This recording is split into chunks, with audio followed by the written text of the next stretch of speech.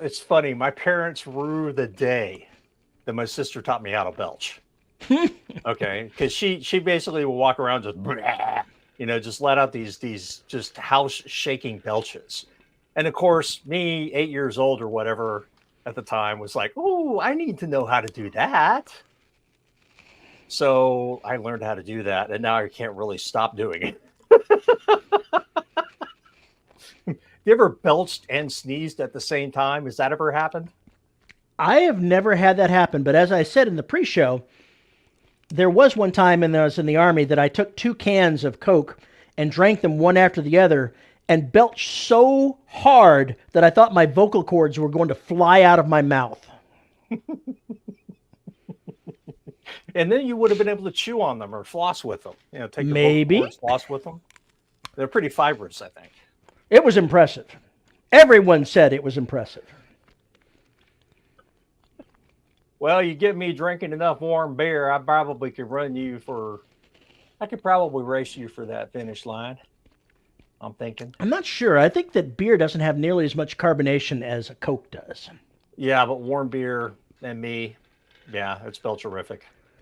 It's absolutely belcherific. Because what else you So they're gonna do? asking where V is. I think we should make up a story. Where do you think V is? What do you think she's doing? I think she's currently enslaving the hockey universe. She has Enslaving the hockey universe. enslaving the hockey universe. She's down there in Florida. She's at a Panthers game. She lied to us. She's currently brainwashing an entire section of the stadium. Come next week, she's going to sell a lot of books. Well, that could possibly be true. I want to know what a hockey dominatrix wears, though, because Oh, I can't quite get my visual mind around that. I'm having difficulty imagining the pads and the stick and pretty much everything. If there's going to be that, I don't think that that's involved. I think it's less clothes, not more. Hmm. At least from the point of view of the guy with yeah, with a bad taste. Instead of continuing this joke, we should probably say, howdy, folks, and welcome to another episode of the Dead Robot Society. I'm Paul Lee Cooley. Joining me today oh, never mind. Terry Mixon. Hey, Terry, how the hell are you? Sausage Fest! Sausage Fest. You missed Sausage Fest. We know you did. You tell us all the time you missed the Sausage Fest. So we give you Sausage Fest. We haven't had V kidnapped. She is not currently enslaving the Panthers Stadium as far as That we know of. But she is running late. So maybe enslaving the hockey universe took a little longer than we thought it would. She thought that she would be here 20 minutes before the show, but she said, well, I might be later than that because Florida. So obviously Florida is the reason she is not here. We could say the same thing about just Houston. Just put Houston in there. Yeah, we should be there in 45 minutes, but Houston. That's the way that happens. Are we speaking metaphorically, Rick? No, not exactly. No, we're being quite literal. Terry, before we continue on this descent into madness, what the hell have you been up to? There we go.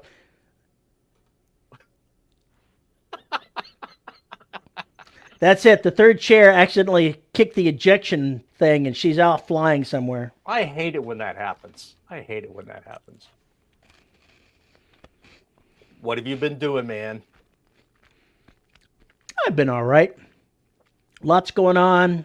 I've got one more chapter to write in this book that I'll do after the show, and then a week of reading it so that I can turn it in next Saturday. That sounds fun. It'll be fun. It's all coming together pretty well. I don't imagine I'll have much to change. And that'll wrap up book 13 out of 15. So this story is coming to a conclusion. And I have to say, looking at having 2 books left, I'm like, I've got a lot of shit to clean up in 2 books. Do you have a lot of dangling plot threads that have to be dealt with? A few. And the fact that my traveling from one location to another via space drive is not a quick process, this is going to be a challenge because I've still got a lot of balls in the air that have to be taken care of for this conflict to end. I'll have to focus the next book on taking out one of them, and the last book on taking out the other. Yeah, I don't envy you on that one, but I can understand where you're at. That's I've been there before. Hey, there's all this shit I got to figure out how that actually works and how we clean that up so that people aren't pissed off that there's missing plot threads, something very much like that. Yeah, kind of have to do that with the black. So I have one more book to do. Then I get to start writing Duelists in Space. Matt says, do you usually end up that far ahead of deadlines, or is it normally more last minute burning the midnight oil? It's the latter. There was an old, not Calvin Hobbes, Bloom County article where Opus has got an article to write. And the first 3 panels is him smashing his head against the wall, not able to do anything. The words won't come.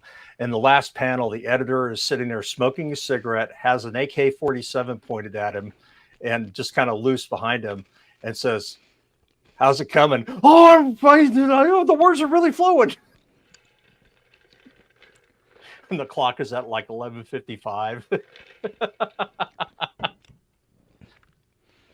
I think you misspelled duelist, but that's okay.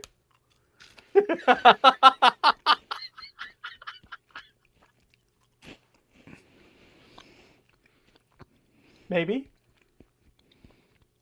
Duel.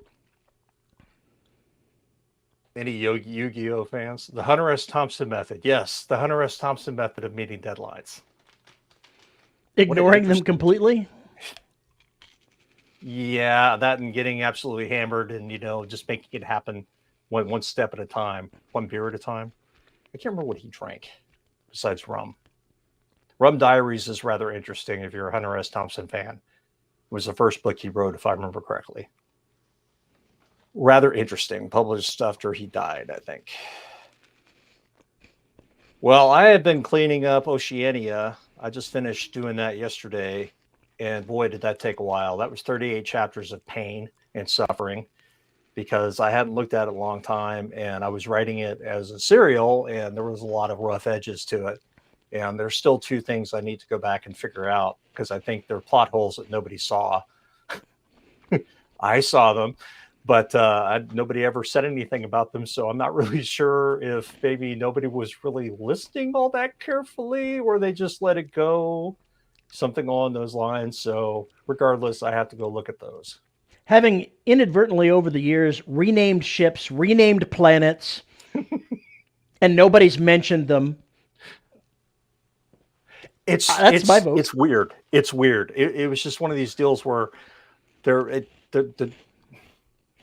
it made sense at the time, and I guess if you were listening to it and not thinking too deeply about it, it kind of like went over everybody's head. But I caught it and went, "Wait a minute, I got to fix this." So there's 2 things I got to fix in Oceania. Besides that one thing, there's actually 3 because I don't think, keeping characters alive is really fucking hard. Killing them is really easy. Keeping the fuckers alive so they can actually do what you need them to do is pretty damn hard when you're putting them in the way of things that can eat them. And the only things they can do is use explosives, right? Essentially, to fight the damn thing. With explosives comes lots of shockwaves, comes lots of concussions, comes lots of damage. And you're probably going to be within the vicinity of that damage. It reminds me of a scene that I just wrote where my 2 spies are busy looking at trying to break into a high security facility, and they're saying, "Okay, what weapons do we have here available? Guns, grenades, an antimatter mine. Where did you get that, and why do you have it?" There's something about that. It's just it's like when I got in the ancient trap and really started going with it and sprinting through the last 30,000 words. I knew I had to find the end because there's no way the characters could have survived much longer. I've got to tell you something right now, Paul. Look at the numbers in the top there. What numbers?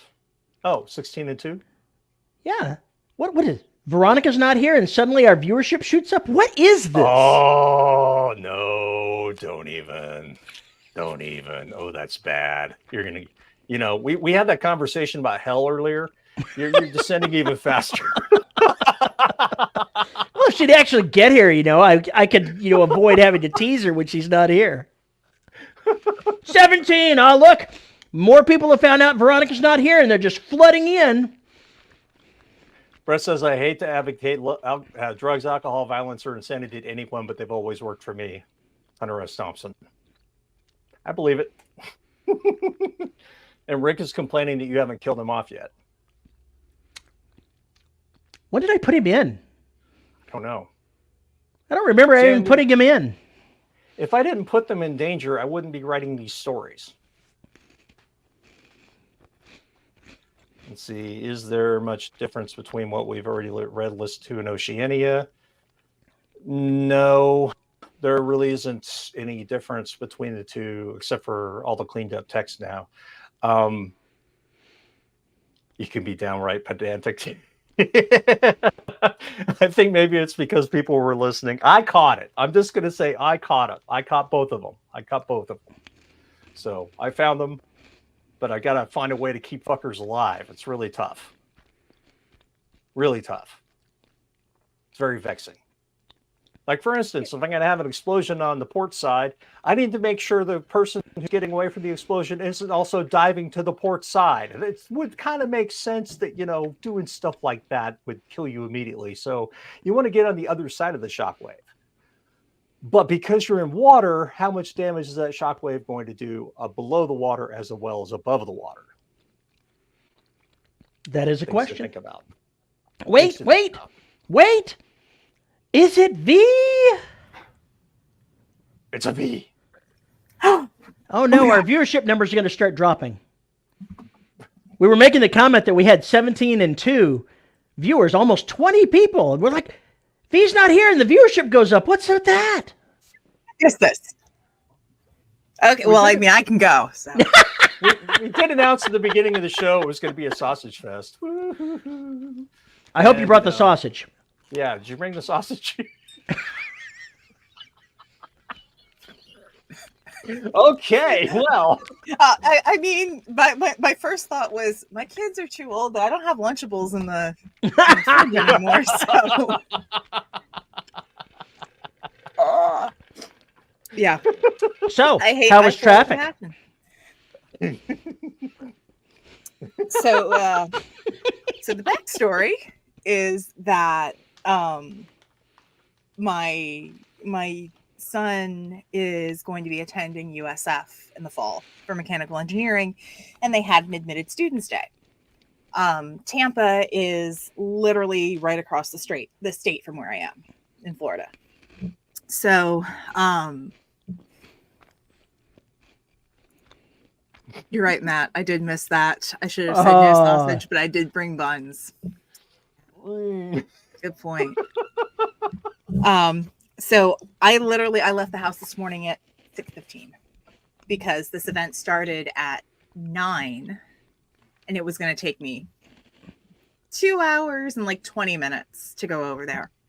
And then coming back, I had to deal with I-4 and traffic, and driving any Florida interstate on a Saturday afternoon is just recipe for, I don't know, hell. So, those alligator crossings can take a long time. I wish. It's just stupid tourists and whatever. So, yeah. So I wound up literally driving, I want to say, an hour of the time through back roads. And it took the same amount of time as if I had gone the route I did this morning, which was 3 hours. Ugh.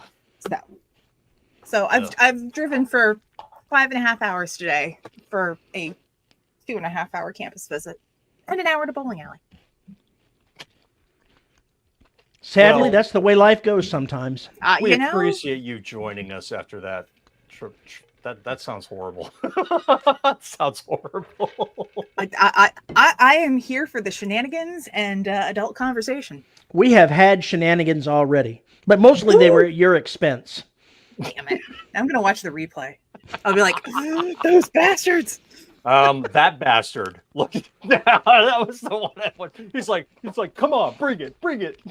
I'd say I'm slandered, but it's totally true. I mean, well, what else have you been up to? Is that the only interesting thing you have to report? How's your week been? let's see. I got pickups back on the major publisher book I did. I now have another handful of words to add to my list of things I will never mispronounce again. Point. You're right, Rick. Adult conversation. Is this really the place? So usually with every book, I thoroughly research all of these words and names and places, and I'm usually really good about it. And then there are a handful that get through because I think I've read this for years. Of course I know how it's pronounced. It's W-E-B Du Bois, not Dubois.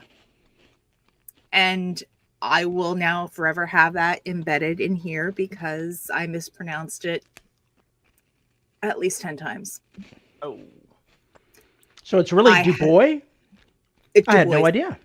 I had no idea. W-E-B, the famous writer and activist and politician and all those good things. W-E-B Du Bois. Okay. So yeah. And what else? Oh, Antoine says it's not French. What is Terry eating? Flamin' Hot Cheetos. Flamin' Hot Cheetos. Well, sort of like that. It's like Flaming Hot Cheetos. Like Flaming Hot Cheetos. Does it have the same effect in the bowl the next day? I don't know. It's never lasts long enough to have that effect the next day. Or are you talking the toilet bowl? I'm talking about the flamethrower that happens the next morning. Oh, no, I don't have any problem with it. Oh, I need to get you some of my Vindaloo.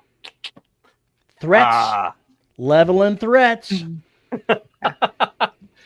We are not doing bidet chat. We are not doing that again. That was a mistake on my part. Just let that go. Yeah. The best commentary revolves around mistakes from your part. And we hit 20 people. 20 people! What the heck? But yeah, so over a 13-hour book, I have almost 200 pickups.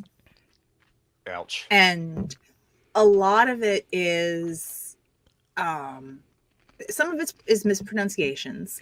Some of it is just stumbling over words because the book has a lot of very complex sentences and ideas because it's nonfiction. And so your stuff gets tired and words will get slurred. And then depending upon the like how a sentence is laid out, I transpose words. So Rick says he hit 20 people once. Worst day ever. Worst day driving ever. They should have got off the sidewalk. You don't like my driving? Stay off the sidewalk. Little club soda, Rick. That'll get it off the girl. I'm a little concerned that you know how to do that. I'm a writer. Long story. Short story. V, when's the last time you picked up an old manuscript of yours and looked at it? Oh goodness. Well, that kind of goes along with the other thing that happened today. I got invited to collaborate on a sequel to a novel that was put out the year I started high school. So it's been a while. And it's like, okay, so I'm gonna have to read through the first book so I can take notes and collaborate. But that meant that I put aside a project that I'd been working on, and I hadn't really gone through and read it. So I went and grabbed all those chapters and kind of compiled them with the intent to go through and start revising. And the first chapter was written like a year ago. So 2 weeks ago. And I was terrified. I was before, after, or during. So my collaborative writing process is that we write in Google Docs. Mm. And what I did was I went and grabbed each because each chapter has its own document. And I grabbed it and I threw it into Scrivener. I was like, okay, this is good. I can, put it in Scrivener. I can use the tools there, and I can, get the layout so that I can print it out, because I like the old school bit of printing it out and redlining it and kind of having my hands on the words. The story is like at 40% in terms of like arcs and action for what was planned. It's 89,000 words right now at 40%. So I may have inadvertently Kool-Aid the manuscript. When did I become a fucking verb for this? I mean, why not? It's when you think you've written enough of the story and then you realize how many words you've put in this chunk, and it was just like, I didn't realize I put this many words. It's not. It's. Derelict was only 365,000 words. I don't know what the problem is. That's the route that we're getting here. And so I was like, oh no. And I got I don't want to say permission because it's a collaborative thing, but I got the go ahead that if I wanted to, I could like start picking at the story and keep it moving while we shift gears to this other project. Mm. And I thought, no, I need to figure out where it's going and what threads have been left in. But my Scrivener compilation is going to be like 400 some pages, and I'm terrified to hurt my printer. I mean, like, damn. So I'm just like, how do I do this? Am I going to get lost in it? Am I going to hyperfocus and not do anything else for 2 weeks and just go in on re-outlining this sucker? How do I fix it? Because damn, it's broken. It's really broken. I have several suggestions on how to fix that. Please don't let any of them involve fire, gasoline, or nuking from orbit. No, none of them involve nuking from orbit. Not exactly. Have you ever seen any of those commercials for trial lawyers that do accidents like with sledgehammers? Have you been hit by a semi? Has your manuscript been Kool-Aid? Call the Texas Hammer. Trust me, I drove. I resent this a lot. I mean, a whole fucking lot. Come on. To be fair, I drove past some of the most disturbing Morgan and Morgan billboards on the way to and from campus, and actually, have you been bit by a gator? In my 50 years of practicing law, I have managed to secure, winnings for over 6 clients in amounts of somewhat. So, trust me. That is the most unconfident confidence man I've ever heard of.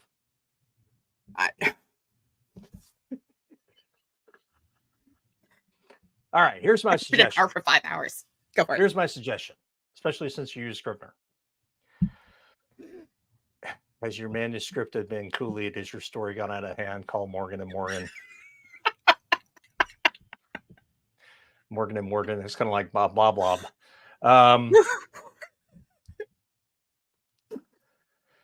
Oh, God, it just needs to stop.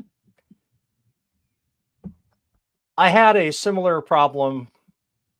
Hey, you become a verb. Next thing you'll be on The Simpsons, then you'll know you made it.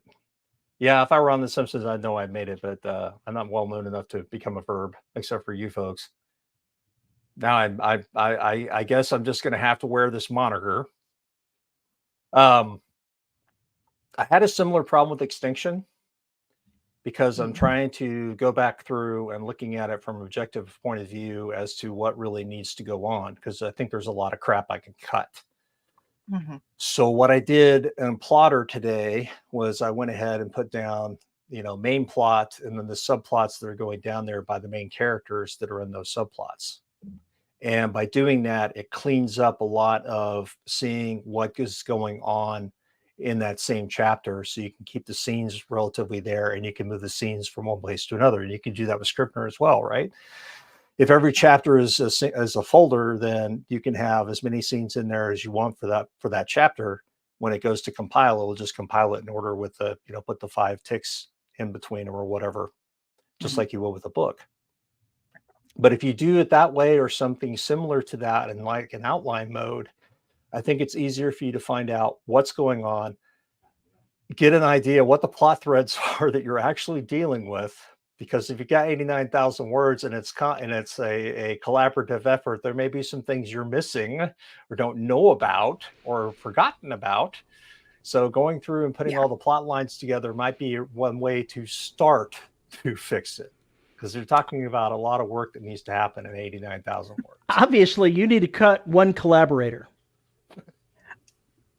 No, because if we're going to cut one collaborator in terms of what name is going to sell the book, it's going to be me. So, and I kind of like the thing. So let's not cut collaborators. But plotter would probably be helpful because I'm one of those people who's very visual. Like I'll outline, I'll draw things out. And even though there's an outline, there's still, as you're writing, you get ideas of, ooh, this could be cool. This could be cool. And so you start throwing little details in, and then you realize, ooh, I could use that detail here and here and here. And it's not like I work on this project every day. I work on it once a week for 2 hours.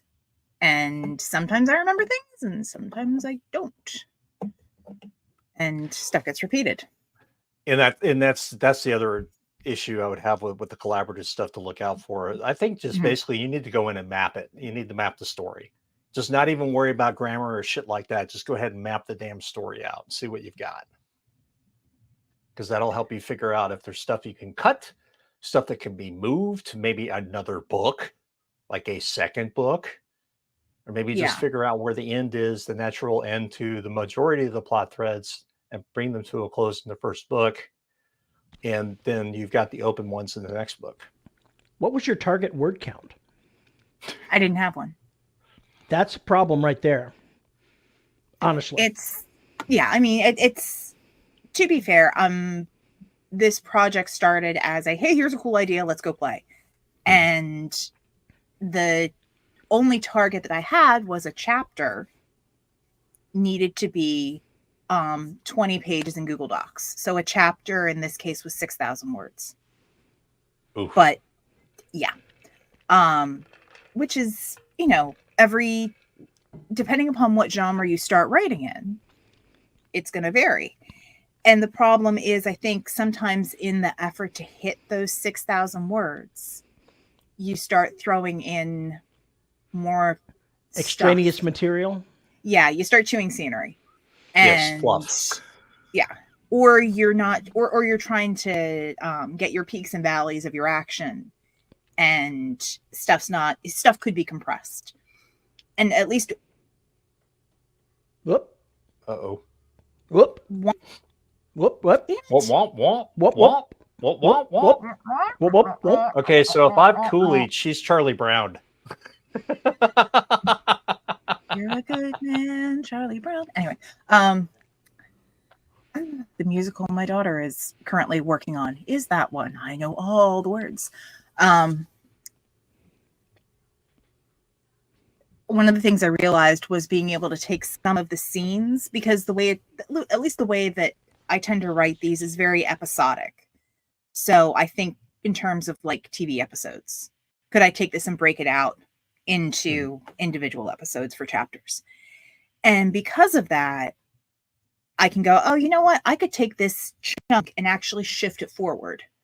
And so it could happen after the midpoint and tweak it a bit to keep things going. But that means that I need to write my midpoint then, because I know what that's supposed to be, but I'm nowhere near it yet. Xander says, I dislike thinking of word counts. It only creates that weird expectations to meet something that is arbitrary as I write out a story. Though when editing, revising, then word count is something. I don't know that Think about. I can sort of agree with that, with the exception of there are general expectations for a particular genre of where words are going to fall. And so while you, for example, let me use myself as an example. I aim for a little bit more than 100,000 words when I'm writing a novel. It might be as much as 110, 115,000. It might be as low as 90,000. I am not tied down by the exact word count, but I have to have at least a target to be able to plot the ups and downs and stick the landing somewhere in the target zone as far as the word count goes for the expectations of the readers.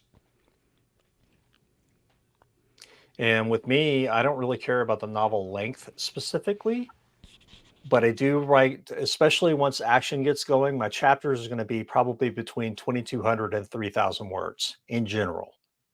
And they may have multiple scenes. That's because I want people turning the pages. I want them to keep turning the pages because that's the way the thriller is supposed to work. That's also the way suspense is supposed to work. We're not supposed to give you all that much time to look around and go, wow, this is fucked up. No, we want you in generally running for your life mentally with the characters. That's what we want.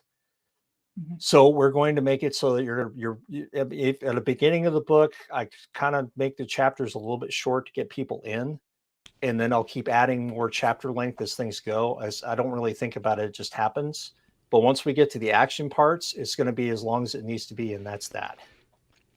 Same difference, JR. Give me a break. So what would be the word count, per page when you're writing on a papyrus scroll back in the old days? Didn't have any pages there. Having never learned to read Mesopotamian and Sumerian, I couldn't fucking tell you how many words were on a papyrus skull.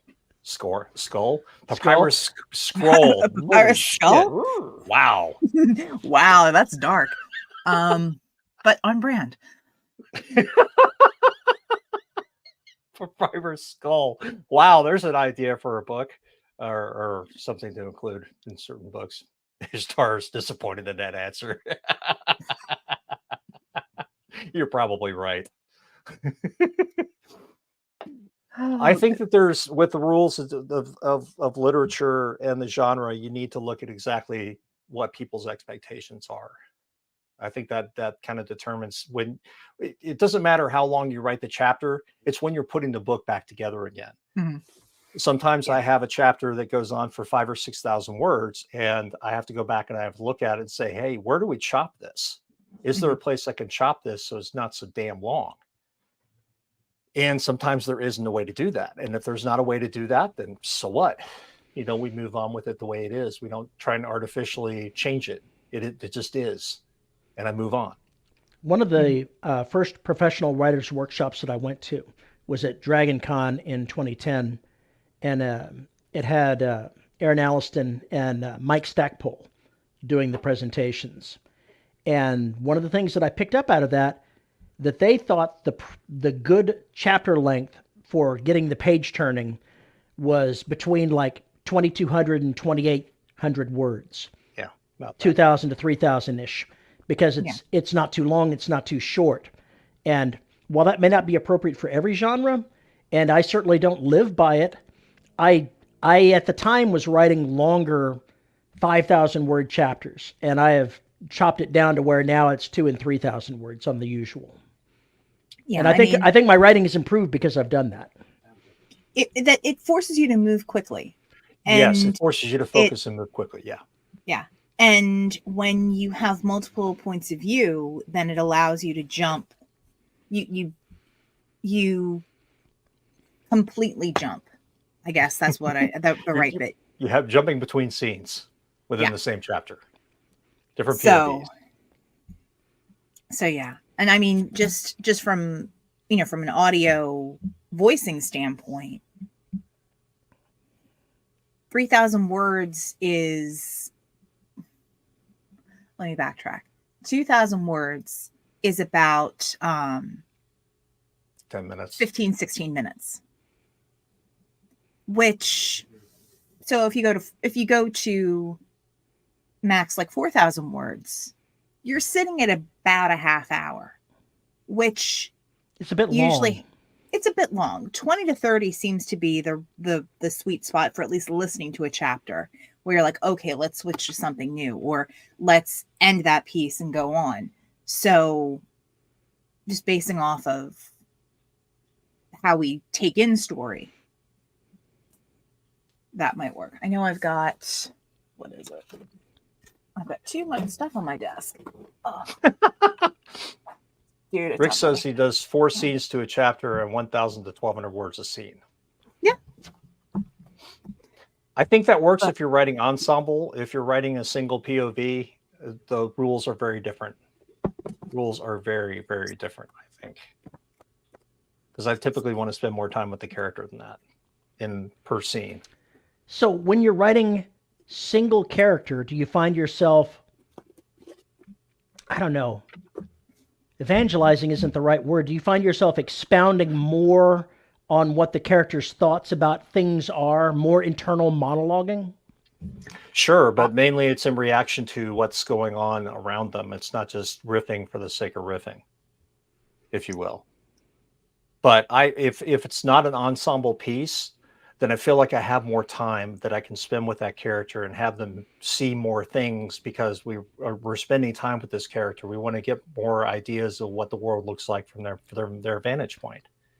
And then all the little things that go on with them. It's just easier to spend time with them in a solo work than it is an ensemble. Because ensemble, like looking at Extinction, there's, holy shit, there's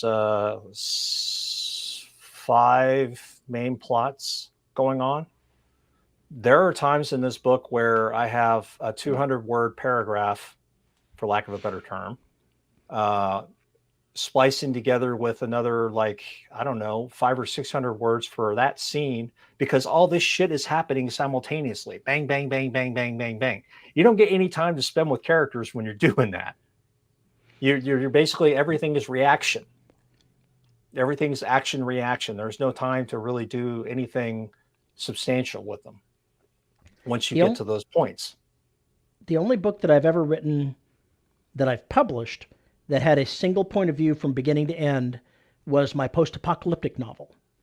And there's lots of things happening in there, but it was definitely a different experience not having to switch around from point of view to point of view. Yeah, it changes things a lot, especially if you're used to writing ensemble work. Station 3 and I guess AAT, Ancient Trap, I would argue is still a solo. Well, no, shit. That one's hard to classify. But Station 3 was one point of view, just one.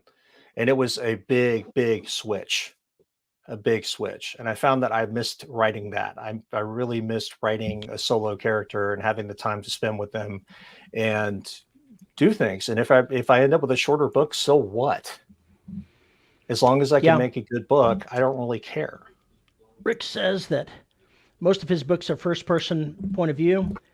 And I think this one was one-person point of view, but I think I wrote it third-person. Mm-hmm. I would have to think about that because I don't remember. But the next series that I'm going to write, starting in 2 more books when I get to the next series, is going to be going back to first-person POV, as well as only a single point of view for the novel. And that's going to be interesting. I'm wondering how much screw-ups I'm going to get switching between first and third point of view. That would be one of those things I would be concerned about. I've never done that. I've thought about doing it with certain characters, but I've never actually done that before. Just like I've never written a book where there's two first-person characters, so to speak. I've never done that either. Yeah, that's a common strategy with romance, and that's what I'm doing with the romance cozy that I'm working on. We're going back and forth, so it's 2 first-person POVs. I've done that, and I struggle to get enough words on that one, because I guess I'm more self-conscious because I know I shouldn't be chewing scenery, and so I don't get that rumination going with the characters. And then writing collaboratively, the book I have to triage is mostly first person POV. And a lot of the fixed, but most of the other stuff that I write is I like JR Who's- saying stuff there. who's- Yeah, go ahead. Yeah, just looking. JR is saying I this. got derailed. I have one book that goes between first and third. Book 1 was a first person, one main character. Book 2 was an ensemble, but the original person stayed first person.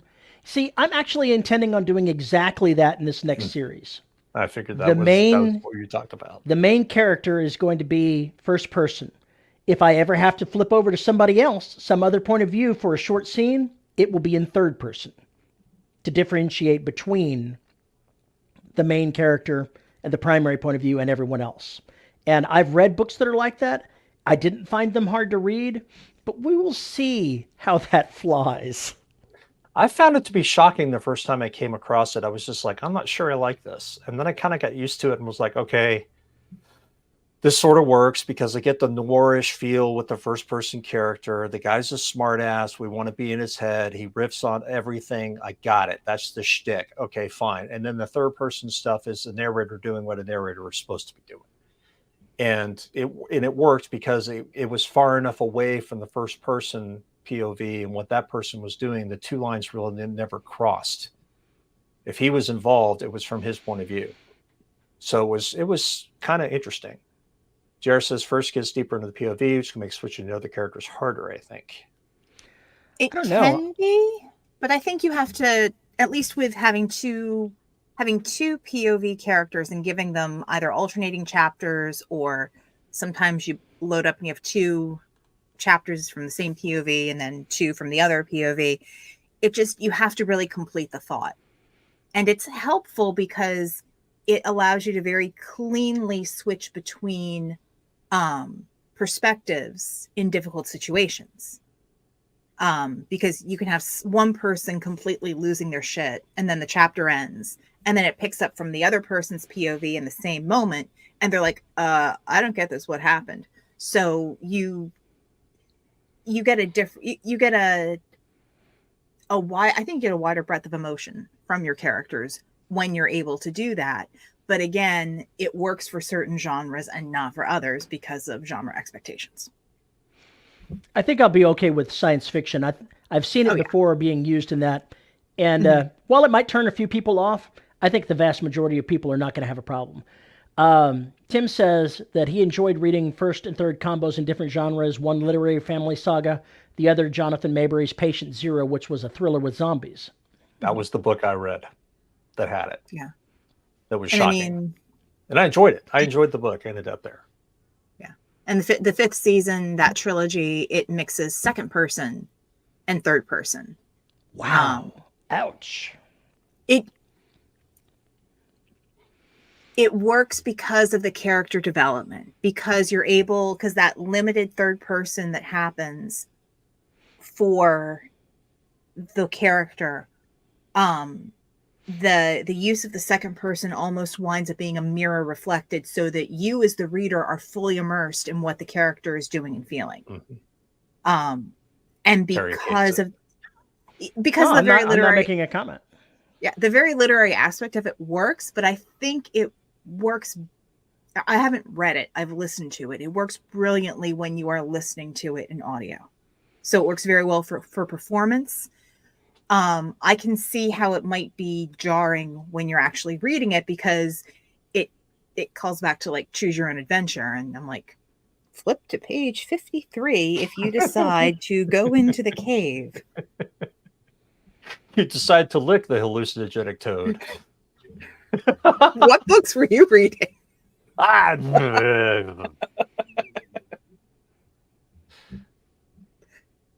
Sanders says, one thing I enjoy mostly as a reader is when a POV switches with the chapter versus in the midst of a chapter. I try and make an entire chapter from one POV. Obviously, what I talked about earlier about when the action starts and I've got 17 things happening simultaneously, that shit goes out the window.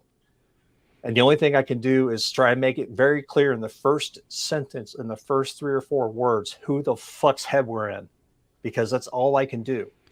And then try and flow into how they talk. This is true. And you can use scene breaks inside a scene or inside a chapter to go ahead and make it clear that you're having one of those switches.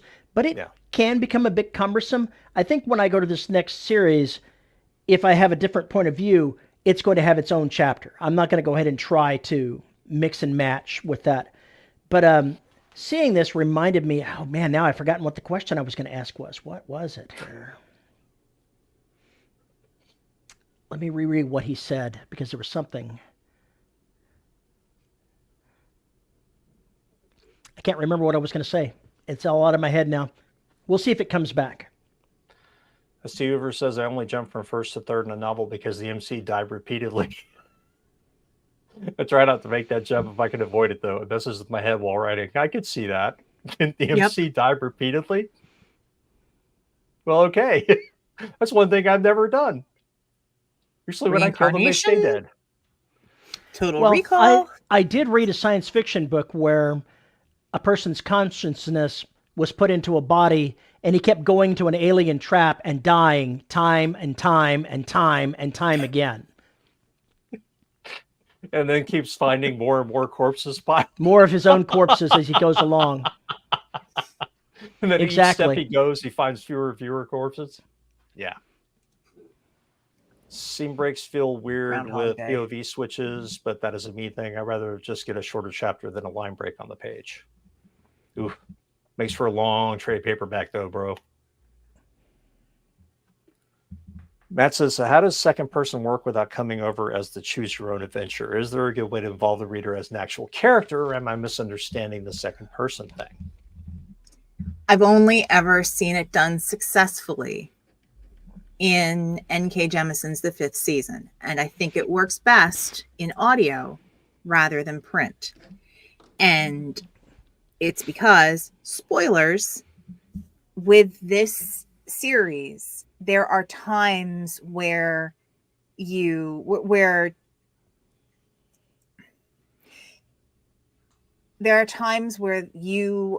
encounter the character at different points, like time-wise in the story. Mm-hmm. And the use of the second person almost kind of grounds the main character where they are at that point, and kind of establishes, okay, this is your mindset, this is your identity at this point, this is where your headspace is. And it kind of helps frame the lens through which the character experiences the next handful of scenes. It's hard to explain. It just, yeah. I remembered what I was going to say. Okay. Going back to first person as the primary driver of this, I already know what the first scene that I'm going to write is in this new series. But the guy's by himself. And I'm like, how do I even introduce his name? This is first person. I'm in his head. He has no reason to be thinking about his name. No, you have other people call him. It's been so long since I've done first person. I'm going, well, what the fuck? How do I introduce his name? Paul was saying, yeah, first couple words, you got to introduce the name. I'm like, I don't know how the fuck to do that. Not anymore. Oh, just have him fold his underwear and look up and check the tag and go, oh, it must be mine. I'm Bob. Or better These are my underwear. In the first paragraph, he's just getting dressed or anything. Do the usual shit where we don't know the name, and then have somebody, whip him with a towel or something. I don't know. The problem is the first scene is going to involve him going into a place under a false ID. So if I use a name, it's not really his name. There's the challenge. And I don't know exactly how I'm going to get around that just yet. The cat knows his name. He doesn't know the cat yet.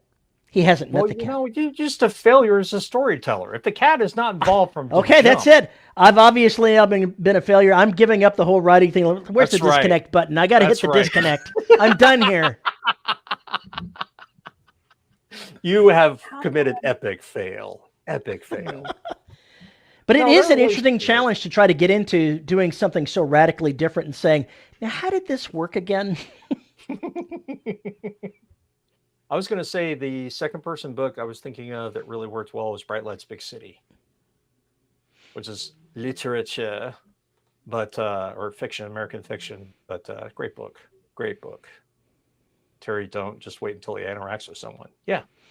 Well, I will. It's just that when he interacts with somebody, it's going to be with a false ID. So I'm going to have to come up with a way of him at least commenting internally that that's a false identification, so Yeah, that it's the already reader mentioned knows that such and that's not such. his name. Yeah, or just wait until the next chapter, and you can mislead the reader for a chapter, and I then think that's No, but- risky. no, That's you can go. I never liked the name this and this and this. Good thing I didn't That's get that. actually the way. That's way I would start it right there. Is him talking about how dumb the fake ID name is compared to his name, or how much better it is than his name. Yeah, that's a good idea. That's a good idea. It'll all come out in the wash. As soon as I start writing it, it's not going to be hard again. It's just thinking about writing it where it seems hard. I can see You that. can think his alias would be a better name for the cat. What was the alias for the cat? No, he can think his alias like, maybe I should name the cat this. That's a better cat name. And the cat's like, and then if you ever go from the cat's POV, it's like, one shall never address me as this. I am to be called. You're to be called what? Not late for dinner. All right, here we go. I knew this was coming up. The great J.R. Handley. No. The character has to live. We can't do that. No, it's a main character, JR. It's a main character. He's an important Kelsey. person that actually does things that have import inside the story. Not some guy that just wanders through, sits on a space toilet, and has something fall on him and he dies. Bolivian marching band. In a galactic brothel. In a galactic brothel. With some of that interstellar VD on you. Oh no, I got that VD all over me. He's got the boobon pox for the boobons for Planet Boob. I said lube, not doob. Now I've got it all over me. This is reminding me of the possum story of Balticon. Jesus Christ. And my only thought is, that reminds me, I got a story to record. Anyway. Now I'm really afraid. Nah. This should surprise no one. The Nickelodeon slimed. And Terry can't top You can't do that on podcasts. Since when? You don't remember? Yes, I remember you can't do that on television. Yes, that was I remember the sliming. That was. Yes, I remember. I remember. Okay. I was acting like I had amnesia because it was the right way to play that. You're recording a story with an intergalactic brothel?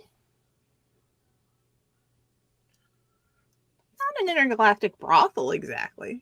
I mean, you'd have to go to it. It's not intergalactic, is what she's saying. No, it is. It's only good in the local cluster. No. The lesser melanocytic cloud. It's first person POV. And so a brothel would indicate that there would be more resident participants, and that is not the case. Resident participants. Here you go. For the galactic brothel, you've got a race of beings that are a hive mind. So when you're having sex with one of the clients, you're having sex with all of them. Did you read the first 2 chapters? Because you are not far off. No, I have not read the 2 chapters. I came up with that all on my own. Parallel development right there on the spot. There's so I mean, I have 2. I've narrated 2.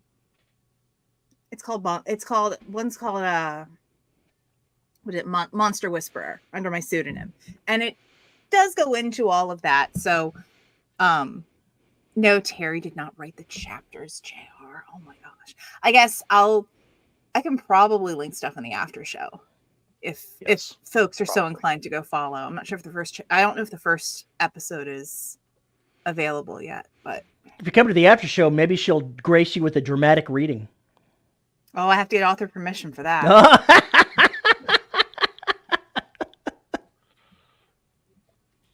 Yeah, there is that. But There is that. yeah, There is that. It's going to be challenging to do this change, but I'm looking forward to it. I've got 2 books to wrap up with this series, and I can see the end coming. I'm on the path where I need to be. So even though I've got 2 more books to write, it feels like it's almost over. And my brain is going, let's start the next one. And the light at the end of the tunnel is not an oncoming train? It is Just not. to double check? Good. Unless we Not count yet. the months and months of time between releasing this and releasing the new series. Well, you just have to write another book.